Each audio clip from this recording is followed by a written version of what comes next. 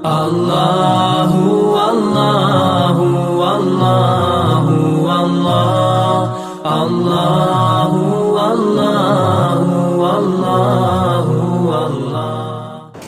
إن الحمد لله نحمده ونستعينه ونستغفره ونؤمن به ونتوكل عليه ونعوذ بالله من شرور أنفسنا ومن سيئات أعمالنا. من يهده الله فلا مضل له ومن يضلله فلا هادي له وأشهد أن لا إله إلا الله وأشهد أن محمدا عبده ورسوله. يا أيها الذين آمنوا اتقوا الله حق تقاته ولا تموتن إلا وأنتم مسلمون. يا أيها الناس اتقوا ربكم الذي خلقكم من نفس واحدة وخلق منها زوجها وبث منهما رجالا كثيرا ونساء واتقوا الله الذي تساءلون به والأرحام إن الله كان عليكم رقيبا. يا أيها الذين آمنوا اتقوا الله وقولوا قولا سديدا يصلح لكم أعمالكم ويغفر لكم ذنوبكم ومن يطع الله ورسوله فقد فاز فوزا عظيما. أما بعد فإن خير الحديث كتاب الله وخير الهدي هدي محمد صلى الله عليه وسلم وشر الأمور محدثاتها وكل محدثة بدعة وكل بدعة ضلالة وكل ضلالة في النار. وقد قال الله تبارك وتعالى في القرآن المجيد: بسم الله الرحمن الرحيم. قاف والقرآن المجيد بل عجبوا أن جاءهم منذر منهم فقال الكافرون هذا شيء عجيب أإذا متنا وكنا ترابا ذلك رجع بعيد قد علمنا ما تنقص الأرض منهم وعندنا كتاب حفيظ بل كذبوا بالحق لما جاءهم فهم في أمر مريج. وقال تعالى: لن ينال الله لحومها ولا دماؤها ولكن يناله التقوى منكم. وقال تعالى: إنا أعطيناك الكوثر فصل لربك وانحر إن شانئك هو الأبتر. رب اشرح لي صدري ويسر لي أمري واحلل عقدة من لساني يفقه قولي. رب زدني علما اللهم رب زدني علما اللهم ألهمني رشدي وأعذني من شر نفسي آمين. حاضرین جمعہ، ہر قسم کی حمد و ثنا، بڑائی و کبریائی، تعریف و تسبیح اللہ وحدہ لا شریک، خالق کائنات، مالک ارض و سما کے لیے لائق و زیبا ہے. بے بہا درود و سلام ہو پیارے نبی جناب محمد رسول اللہ صلی اللہ علیہ وسلم پر، جو اس کائنات کے لیے رشد و ہدایت بن کر تشریف لائے. اللہم صلی علی محمد وعلى آل محمد كما صليت على إبراهيم وعلى آل إبراهيم إنك حميد مجيد. اللهم بارك على محمد وعلى آل محمد كما باركت على إبراهيم وعلى آل إبراهيم إنك حميد مجيد. محترم حضرات، قربانی کرنا ایک عظیم عبادت ہے اور اللہ تعالیٰ نے قربانی کرنے کا حکم صرف اس امت کو نہیں دیا بلکہ اس سے پہلے دوسری امتوں پر بھی اللہ تعالیٰ نے قربانی کا حکم دیا. جیسے اللہ تعالیٰ نے قرآن میں فرمایا: وَلِكُلِّ أُمَّةٍ جَعَلْنَا مَنْسَكًا، کہ ہم نے ہر امت میں یہ قربانی کے ایام کو ہم نے بنایا تھا. تو قربانی اتنی عظیم عبادت ہے کہ اللہ تعالیٰ نے سب سے بڑی عبادت نماز کے ساتھ قرآن مجید میں قربانی کا ذکر کیا.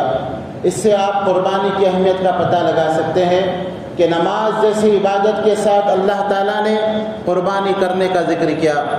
جیسے اللہ نے قرآن میں فرمایا قل ان صلاتی و نسکی و محیای و مماتی للہ رب العالمین، اے نبی آپ کہہ دیجئے ان صلاتی بے شک میری نماز، و نسکی اور میری قربانی، و محیایا اور میری زندگی، و مماتی اور میری موت، للہ رب العالمین اس اللہ کے لیے ہے جو تمام جہانوں کا رب ہے، لا شریک لہ میں اس کے ساتھ کسی کو شریک نہیں کرتا۔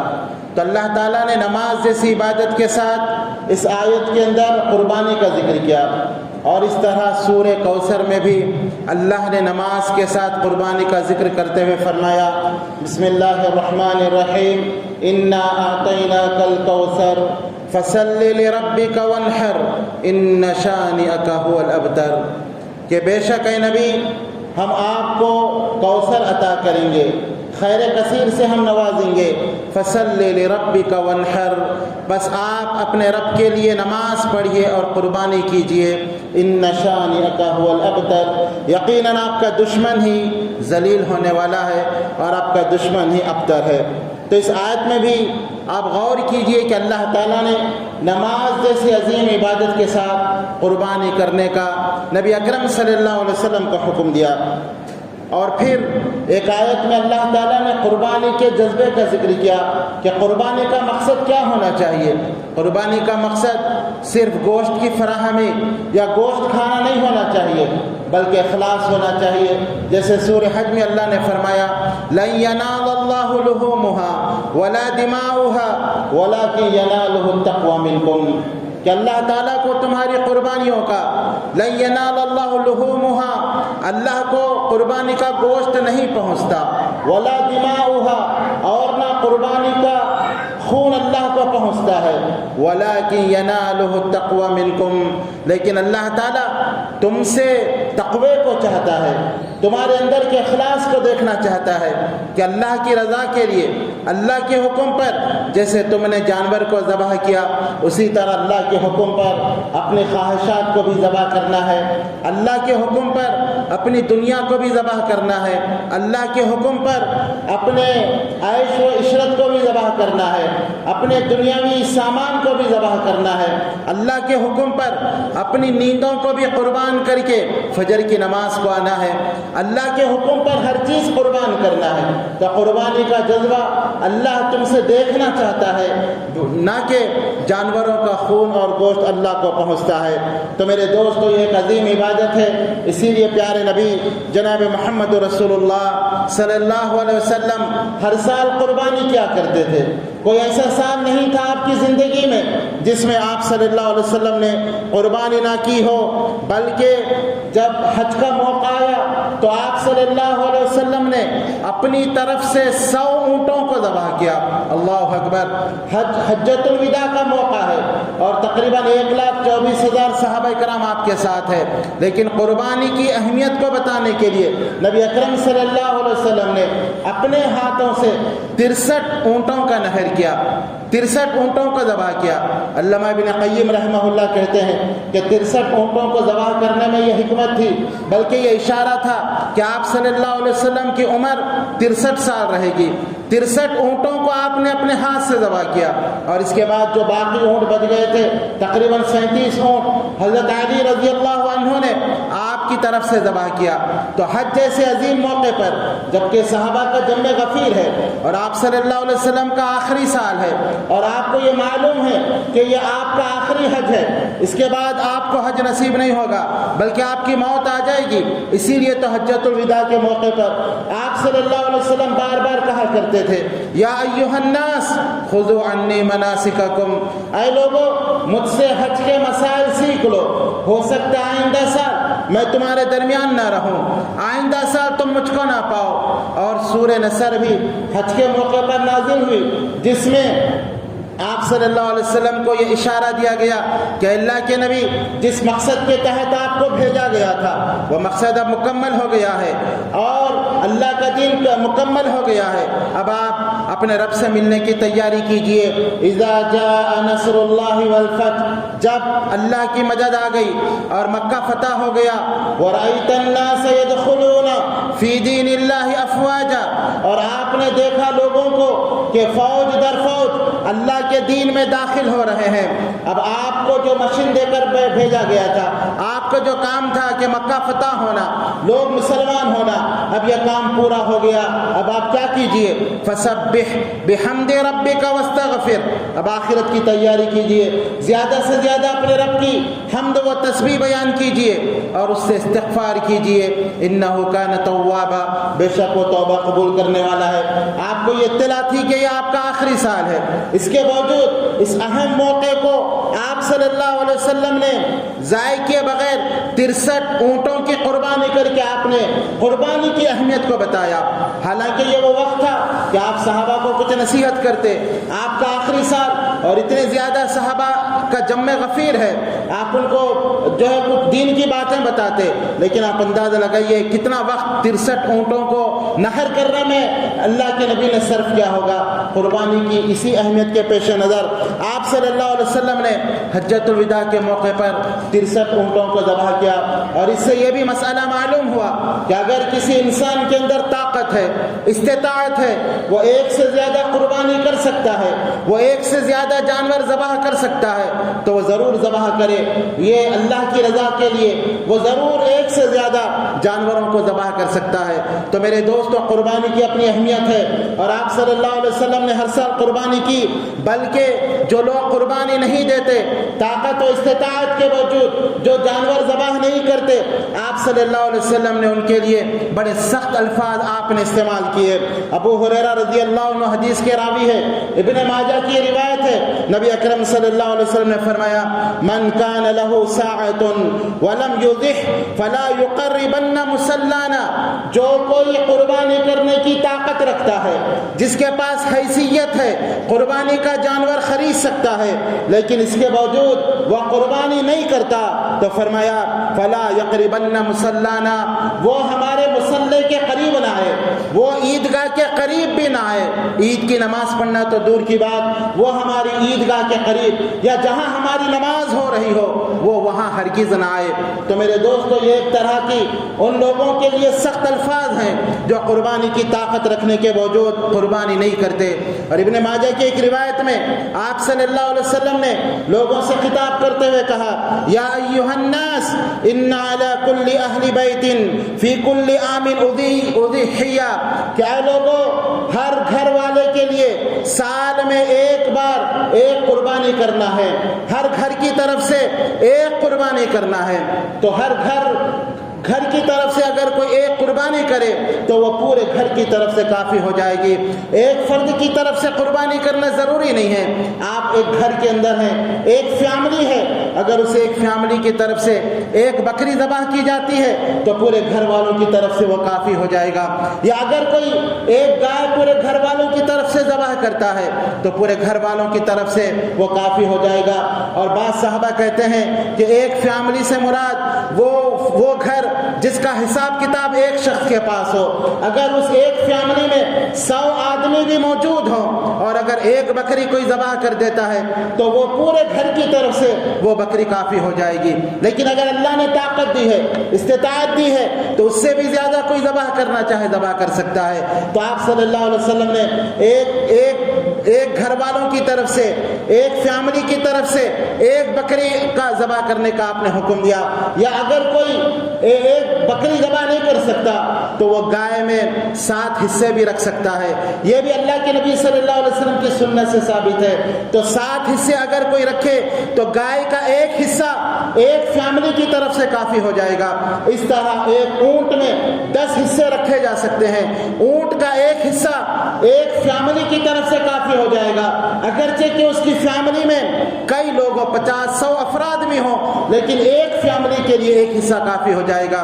بہت سارے لوگوں نے اس سے پہلے اعتراض کیا اور یہاں پر بہت ساری افواہیں پھیلی کہ اللہ کے نبی صلی اللہ علیہ وسلم نے گائے میں 7 حصے یا اونٹ میں جو 10 حصوں کا ذکر کیا وہ اللہ کے نبی نے سفر کے موقع پر کیا تھا۔ اس لیے گائے میں حصہ رکھنا جائز نہیں۔ لیکن میرے دوستو یہ بات شرعاً غلط ہے ایسی بات کہنا۔ اللہ کے نبی صلی اللہ علیہ وسلم نے گائے میں حصہ رکھنے کا ذکر کر کے آپ صلی اللہ علیہ وسلم نے سفر کی قید نہیں لگائی۔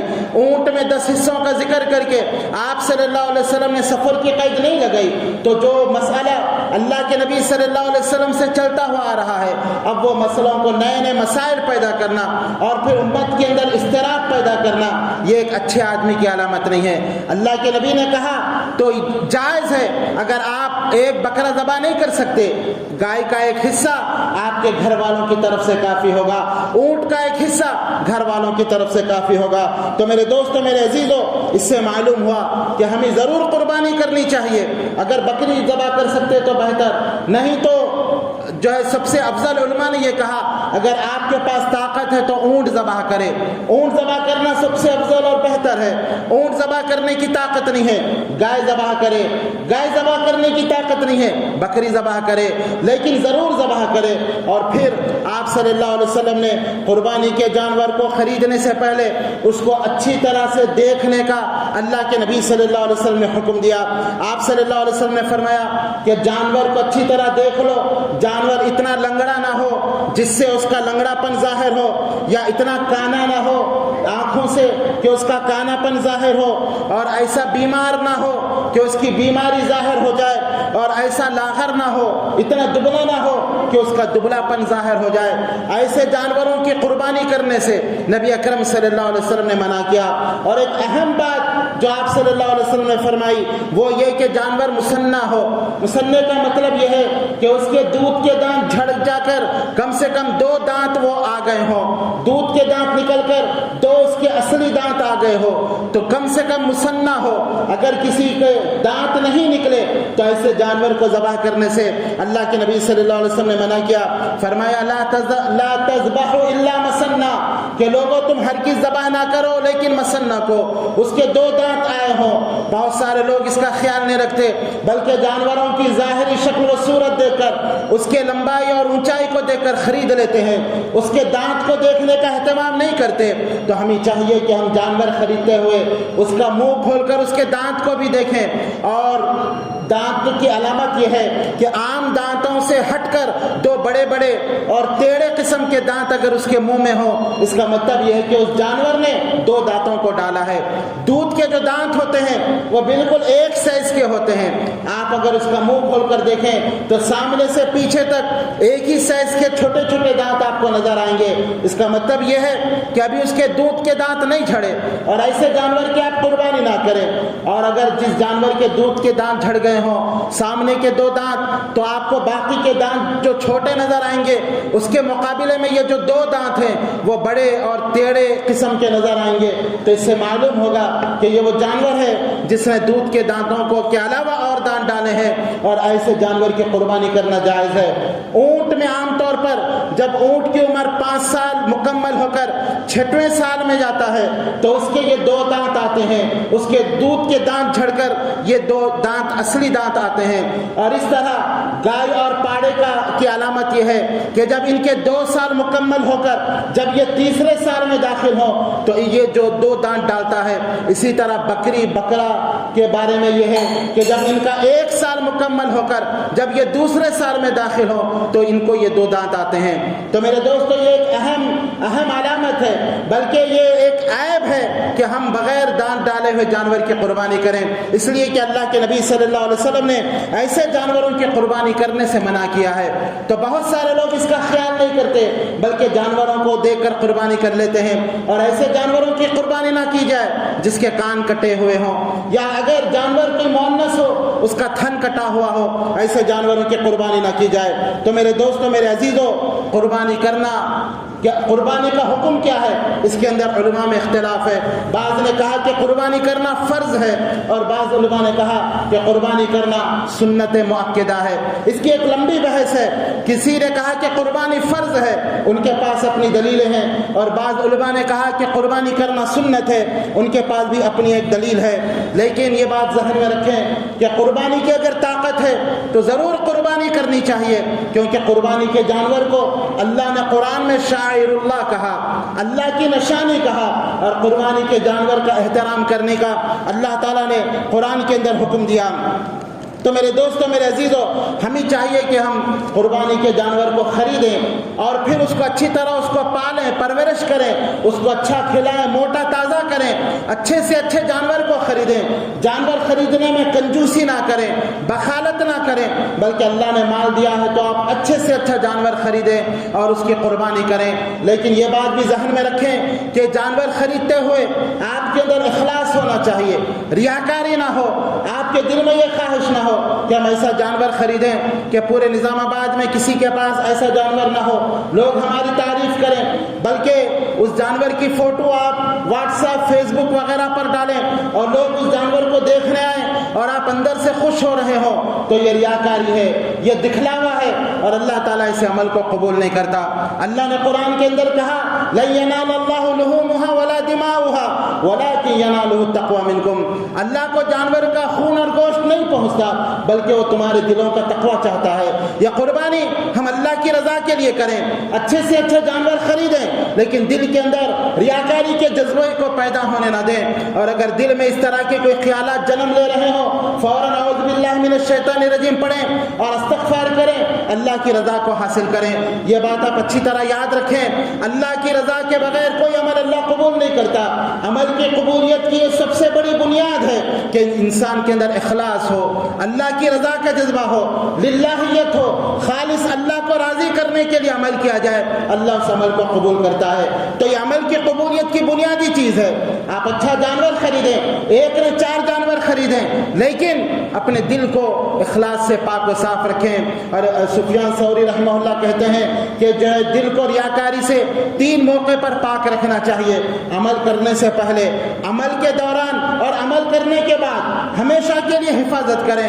اب آپ خریدتے وقت بھی آپ کو یہ احساس نہ ہو کہ میں اچھے سے اچھا خریدوں تو لوگ میری تعریف کریں۔ عمل کرنے سے پہلے بھی دل کی اصلاح ہو، اور عمل کے دوران بھی دل پاک و صاف رکھیں، اور عمل ہونے کے بعد بھی لوگوں کے سامنے ریاکاری کے طور پہ نہ کہیں کہ میں نے اتنے میں خریدا تھا، اتنا مہنگا میں نے جانور لیا۔ اللہ کی رضا کے لیے آپ لیں۔ اور دوسری اہم چیز یہ ہے عمل کی قبولیت کے لیے کہ آپ کا مال حرام کمائی سے پاک ہو، کیونکہ جس مال میں حرام کمائی کا 1 دینار یا 1 روپیہ شامل ہو جاتا ہے، اللہ تعالیٰ اس عمل کو برباد کر دیتے ہیں۔ اسی لیے آپ یہ کوشش کریں کہ آپ جو پاڑا خرید رہے ہیں، جو جانور خرید رہے ہیں، وہ پورے کا پورا حلال کمائی سے ہو، اس میں کسی کا ناحق لوگوں کا روپیہ ناحق طور پر ہڑپ کیا ہوا نہ ہو، ناجائز طریقے سے کمایا ہوا پیسہ نہ ہو، جھوٹ بول کر کمایا ہوا پیسہ نہ ہو، بلکہ حلال مال سے آپ جانور کو خریدیں۔ بلکہ میرے دوستو، ایک مسلمان کو چاہیے کہ اس کی پوری زندگی حلال کمائی کمانے میں صرف ہو، وہ کسی موقع پر بھی اپنے پیٹ میں یا اپنی اولاد کے پیٹ میں حرام لقمہ نہ ڈالے، بلکہ حلال کمائے۔ اور خاص کر یہ کیونکہ قربانی کا جانور یہ ایک شاعر اللہ ہے، یہ ایک اللہ کی نشانی ہے، اسی لیے جانور کی خریدی میں حلال رقبے کو اور حلال پیسے کو سامنے رکھیں، حلال مال سے ہی اپنے جانور کو خریدیں۔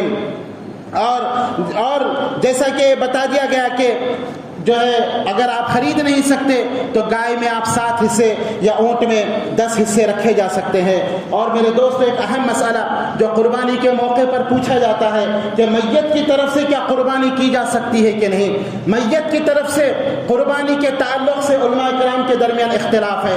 بعض علماء نے کہا کہ میت کی طرف سے قربانی کی جا سکتی ہے، اور بعض نے کہا کہ نہیں کی جا سکتی۔ لیکن ایک بات آپ اچھی طرح یاد رکھیں، اللہ کے نبی صلی اللہ علیہ وسلم نے میت کی طرف سے صدقہ کرنے کا حکم دیا ہے۔ آپ نے کہا کہ زیادہ سے زیادہ صدقہ و خیرات کرو، جس کا اللہ کے نبی نے کرنے کا حکم دیا ہے ہم اس میں تو دلچسپی نہیں لیتے۔ کسی حدیث کے اندر اللہ کے نبی نے یہ نہیں کہا کہ تم میت کی طرف سے قربانی کرو، لیکن اللہ کے نبی نے ضرور کہا ہے کہ تم میت کی طرف سے صدقہ و خیرات کرو۔ اور صدقہ و خیرات کرنے کے لیے سال کے 12 مہینے آپ کے پاس موجود ہیں، اور آپ کو یہ فکر نہیں ہوتی کہ ہم میت کی طرف سے کیا صدقہ و خیرات کریں۔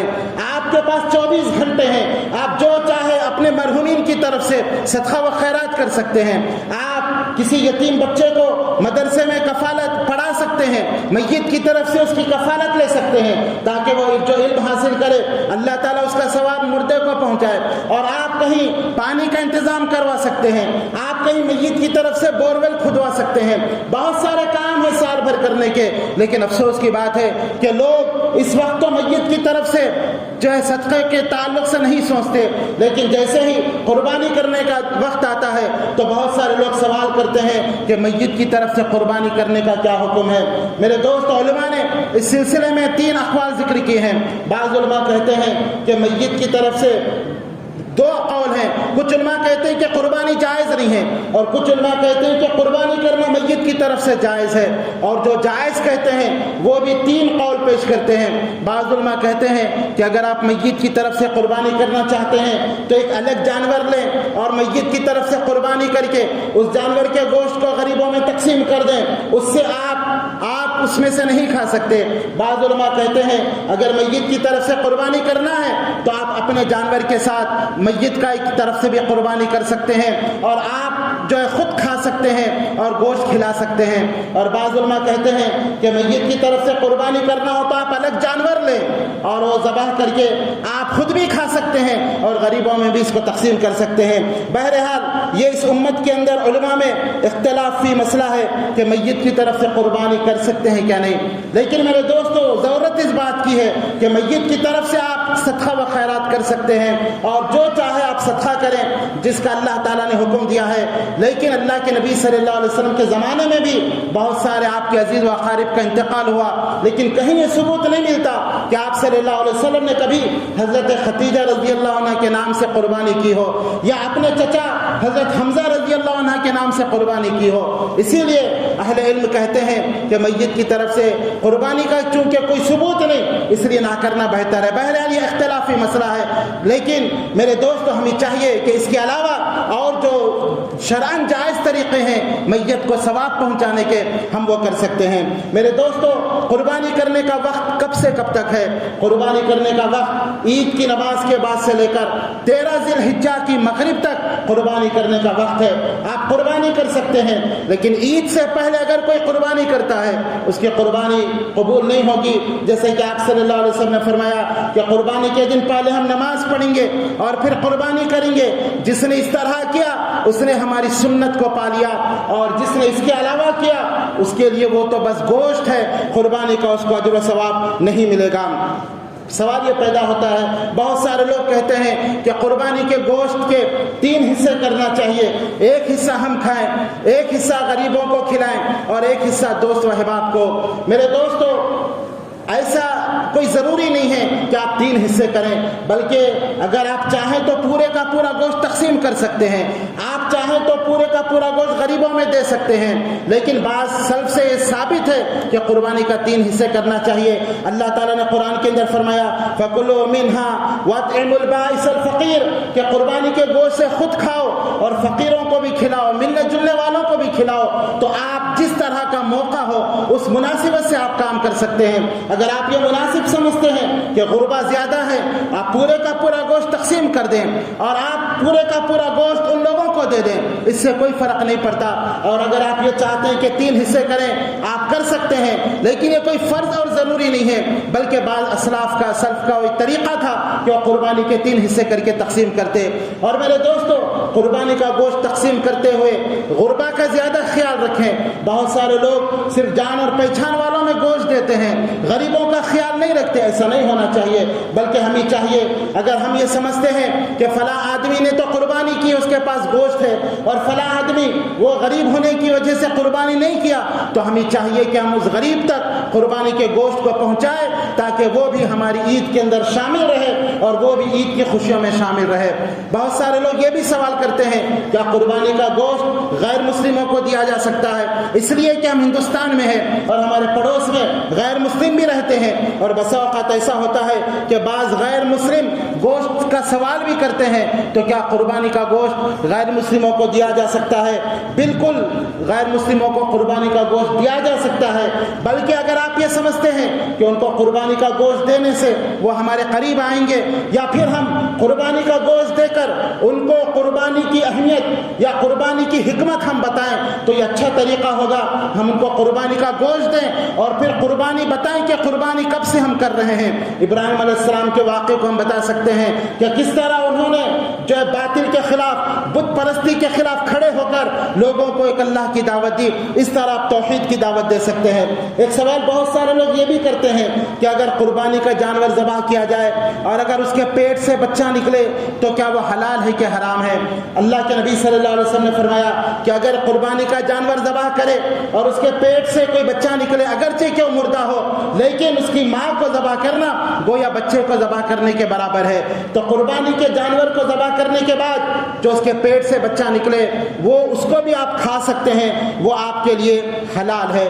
اور قربانی بہتر طریقہ یہ ہے کہ جو قربانی کر رہا ہو وہی قربانی کے جانور اپنے ہاتھ سے ذبح کرے. یہ سنت طریقہ ہے. اور ذبح کرتے ہوئے بسم اللہ اللہ اکبر کہے, اور پھر اگر وہ اپنا نام لے کر ذبح کرنا چاہے تو نام بھی لے سکتا ہے. جیسے اللہ کے نبی صلی اللہ علیہ وسلم ذبح کرتے ہوئے کہتے تھے بسم اللہ اللہ اکبر اللہم تقبل منی, کہ اللہ تو میری طرف سے اس کو قبول فرما. انشاءاللہ آئندہ جمعے میں قربانی کو ذبح کرنے کا طریقہ آپ کو بتایا جائے گا. اور یہ بھی آپ مسئلہ سمجھ لیں کہ اگر کوئی مرد حضرات ذبح کرنے والے نہ ہوں تو عورت بھی قربانی ذبح کر سکتی ہے. ابو دردہ رضی اللہ عنہ اپنی بیٹیوں کو کہا کرتے تھے کہ تم اپنے جانور خود اپنے ہاتھ سے ذبح کرو, تو عورت بھی بسم اللہ اللہ اکبر کہہ کے قربانی کے جانور کو ذبح کر سکتی ہے. اور میرے دوستو, قربانی کے جانور کو ذبح کرتے ہوئے جانور ہے لیکن اس کا بھی احترام کرنا چاہیے. اس لیے اللہ کے نبی صلی اللہ علیہ وسلم نے جانور کے سامنے چھری تیز کرنے سے منع کیا. آپ نے یہ کہا کہ تم میں سے کوئی شخص اپنے جانور کو 2 بار ہلاک کیوں کرتا ہے کہ اس کے سامنے ہی چھری تیز کر رہا ہے. جانور ہیں لیکن ان کو بھی احساس ہوتا ہے. اسی لیے ہمیں چاہیے کہ قربانی کے جانور کو اگر ہم ذبح کر رہے ہوں تو چھری الگ سے تیز کریں اور تیز چھری سے ذبح کریں تاکہ قربانی کے جانور کو تکلیف نہ ہو.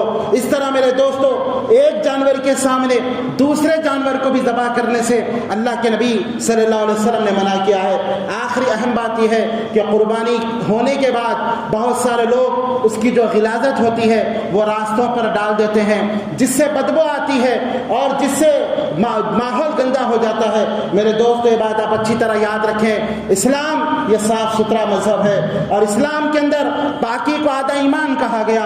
الطہور شطر الایمان, کہ پاکی آدھا ایمان ہے. اور پاکی کی اہمیت کا آپ اندازہ لگائیے کہ اللہ تعالیٰ نے نبی اکرم صلی اللہ علیہ وسلم کی پہلی وحی کے اندر پاکی و صفائی کا ذکر کرتے ہوئے فرمایا وَثِيَابَكَ فَطَهِّرْ وَالرُّجْزَ فَهْجُرْ, اے نبی اپنے کپڑوں کو پاک و صاف رکھیں. تو میرے دوستو, ہمیں اس موقع کو بہت زیادہ احتیاط کے ساتھ اس موقع پر گندگی, اپنے ماحول کو گندا کرنے سے, اپنے محلے کو گندا کرنے سے جو ہے بچنا چاہیے.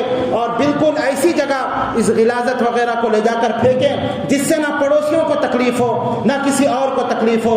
میرے دوستو, ہمارا یہ عمل اگر ہم قربانی کے موقع پر اپنے محلوں میں اس طرح گندگی پیدا کریں تو یہ صرف ہماری بدنامی نہیں ہوگی بلکہ یہ اسلام کی بدنامی ہوگی. ہم اسلام کو بدنام کرنے کا سبب نہ بنے. غیر قوم کے لوگ کہیں گے یہ مسلمان ہیں جس کی وجہ سے ہم کو تکلیف ہو رہی ہے. میرے دوستو, ایک بات ذہن میں رکھیں, ہمارے اور غیر مسلموں کے عیدوں میں فرق یہ ہے کہ ہماری عید سے کسی انسان کو تکلیف نہیں ہوتی اور ان کی عیدوں سے انسانیت کو تکلیف ہوتی ہے. ان کی عیدوں میں آپ دیکھیں پٹاخے پھوڑے جاتے ہیں, راستے بند کیے جاتے ہیں, کیسے خرافات ہوتے ہیں جس سے عوام کو تکلیف ہوتی ہے. لیکن ہماری عیدیں امن و سلامتی کا پیمبر ہیں. ہم اپنی عیدوں کے ذریعے جو ہے صاف و شفاف ماحول بنانا چاہیے. تو ہماری عید ایسی نہ ہو جس سے کسی بھی انسان کو تکلیف ہو. اور نبی اکرم صلی اللہ علیہ وسلم نے فرمایا سب سے بہتر مسلمان وہ ہے جس کے ہاتھ اور جس کی زبان سے دوسرا مسلمان محفوظ رہے. تو ہم یہ کوشش کریں کہ ہمارے کسی عمل سے ہمارے کسی مسلمان بھائی یا پھر غیر مسلم کو بھی تکلیف نہ پہنچے. پاکی اور صفائی کا خاص کر اس عید کے موقع پر بہت زیادہ خیال رکھیں. اللہ تعالیٰ سے دعا ہے کہ اللہ تعالیٰ ہمیں اس عید کی صحیح معنوں میں, اس عید کے اندر جو اللہ اخلاص چاہتا ہے وہ اخلاص اللہ ہمارے دلوں کے اندر پیدا فرمائے. اور اللہ تعالیٰ اس قربانی کے ذریعے اس کا تقرب ہمیں عطا فرمائے. اور اللہ تعالیٰ اس موقع پر ہمیں اپنے جانوروں کو سنت کے مطابق قربان کرنے کی اللہ ہمیں توفیق عطا فرمائے. آمین. وآخر دعوانا الحمد للہ رب العالمین.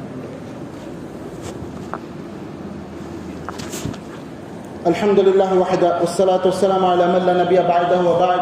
فقد قال الله تبارك وتعالى في القرآن المجيد والفرقان الحميد: إن الله وملائكته يصلون على النبي يا أيها الذين آمنوا صلوا عليه وسلموا تسليما. اللهم صل على محمد وعلى آل محمد كما صليت على إبراهيم وعلى آل إبراهيم إنك حميد مجيد. اللهم بارك على محمد وعلى آل محمد كما باركت على إبراهيم وعلى آل إبراهيم إنك حميد مجيد. اللهم أعز الإسلام والمسلمين، اللهم أعز الإسلام والمسلمين، اللهم أعز الإسلام والمسلمين وأذل الشرك والمشركين ودمر أعداء الدين. اللهم اكفنا بحلالك عن حرامك وأغننا بفضلك عن من سواك. اللهم اقسم لنا من خشيتك ما تحول به بيننا وبين معصيك، ومن طاعتك ما تبلغنا به جنتك، ومن اليقين ما تهون به علينا مصائب الدنيا. متعنا بأسمائنا وأبصارنا وقواتنا ما أحييتنا، واجعله الوارث منا، واجعل سأرنا على من ظلمنا، وانصرنا على من عادانا، ولا تجعل مصيبتنا في ديننا، ولا تجعل الدنيا أكبر همنا ولا مبلغ علمنا، ولا تسلط علينا من لا يرحمنا. عباد الله، رحمني ورحمكم الله. إن الله يأمر بالعدل والإحسان وإيتاء ذي القربى وينهى عن الفحشاء والمنكر والبغي يعظكم لعلكم تذكرون. اذكروا الله يذكركم، ادعوه يستجب لكم، ولذكر الله تعالى أولى جل وتم وأكبر. أقم الصلاة.